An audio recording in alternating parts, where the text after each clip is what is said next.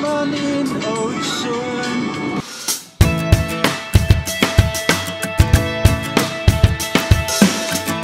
No, I've heard about KakaNK for years. I'm American, and I've always wanted to come. I've heard about this place, and I love art and the festival and the vibe, so I'm very excited. We haven't been here yet. I also haven't been here before, and I just love seeing the arty side of life of what people make and do.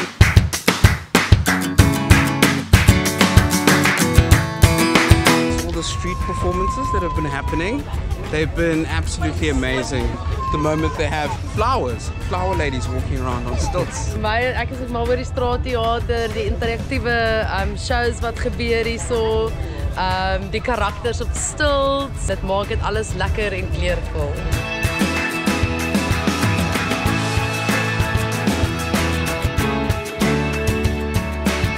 Everyone is smiling. No one has a frown or a down flinch. Everyone is smiling.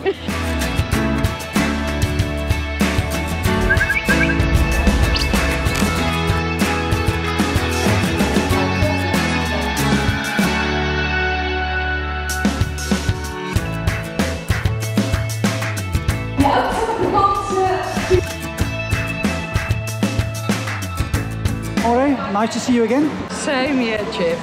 Ek is nou al vir die hoeveelste keer by die KakaNK. Ek was by die heel eerste KakaNK hier. Het ons die kaktus op die vlaktes gedoen. Dit was 'n groot konsert. En so deur die jare het ek gekom en gegaan en saam met RSG. Man, maar dit is so lekker hier. Dit is altyd lekker hier. Oudtshoorn stel nooit teleur. En die Afrikaansheid van die mense, jy weet, en almal voel soos familie en die wonderlike kuns wat hier te sien. Hallo, hoe gaan dit?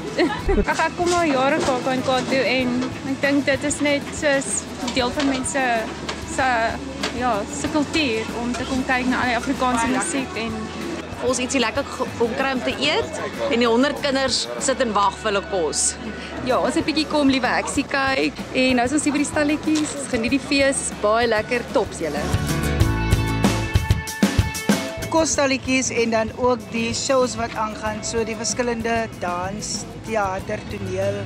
KakaNK is baie lekker, want dit is lekker informeel en is in die platteland en ons heerlike kos.